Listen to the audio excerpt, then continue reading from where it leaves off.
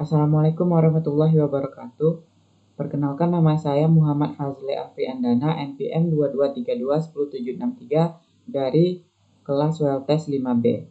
Pada video kali ini saya akan menjelaskan hasil dari UAS yang telah saya kerjakan. Setelah di sini kita diberikan soal bahwasanya ada sumur baru yang dibor pada closed reservoir dan kita melakukan uji pressure drawdown. Dan kita diberikan data sebagai berikut.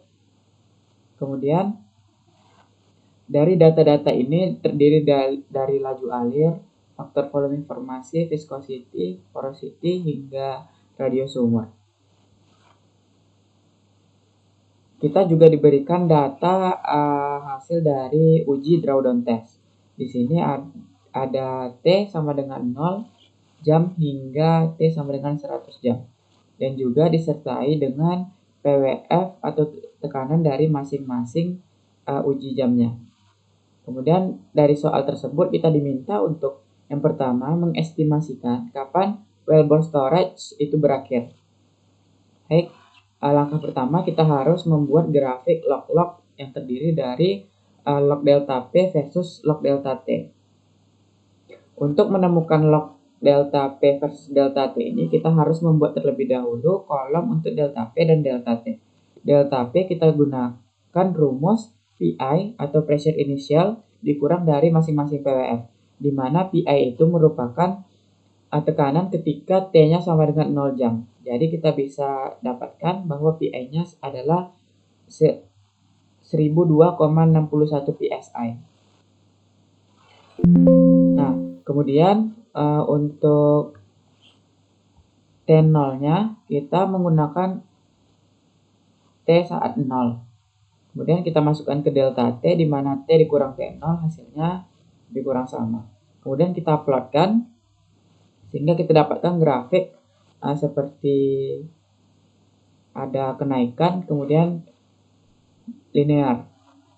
Nah, dari sini kita bisa identifikasi menggunakan pendekatan garis lurus. Kita ambil sesuai dengan kotak-kotak pada grafik dan kita cocokkan pada data. Kita paskan sehingga dari sini kita bisa lihat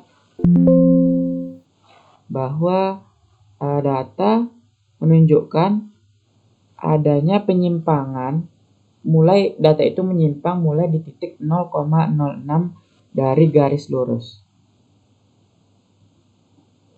0,04 sudah mulai keluar, tapi penyimpangan yang paling terlihat itu pada 0,06 pada data ke 1, 2, 3, 4, 5. Kemudian dari situ kita bisa identifikasi bahwa wellbore storage ini mulai berakhir di titik 0,04. Ini terlihat ketika kita tarik garis lurus pada grafik. Titik yang terakhir menyentuh itu merupakan titik dari akhir wellbore storage. Kemudian yang kedua, kita diminta untuk mengidentifikasi kapan sih periode infinite acting radial flow dimulai. Dari grafik juga kita bisa menarik garis linear kapan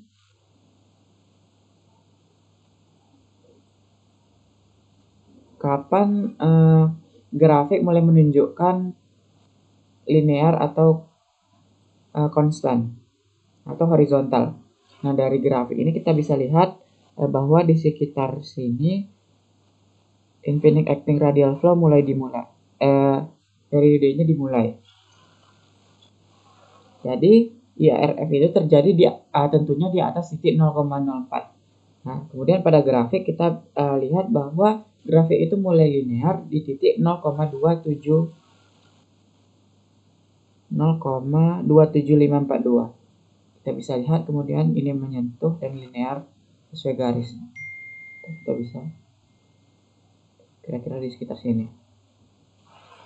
Kemudian untuk menjawab soal nomor 3, yaitu kita disuruh menghitung nilai permeabilitasnya. Untuk menghitung permeabilitasnya, tentunya kita harus menemukan terlebih dahulu slope dari grafik. slope kita cari melalui grafik semilog antara PWF dan time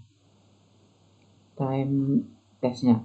Kemudian kita grafikkan, dan untuk variabel x yaitu time-nya kita logkan sehingga grafiknya semilog.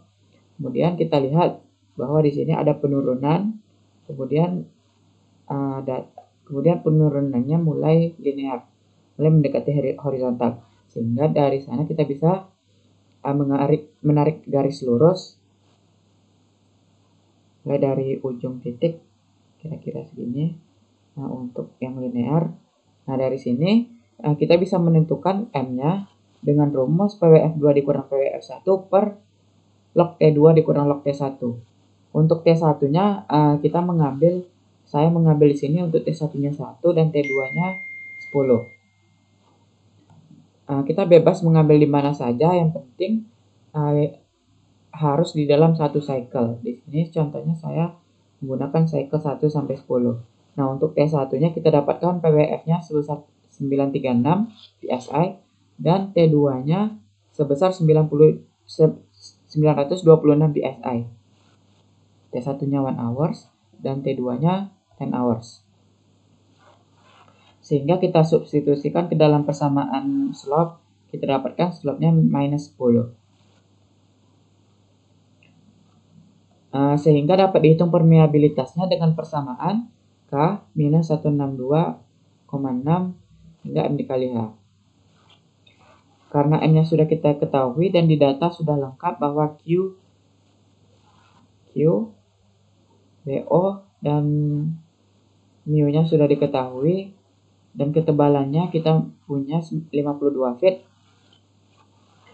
sehingga permeabilitasnya bisa kita substitusikan, didapat hasilnya 1807,9 milidasi.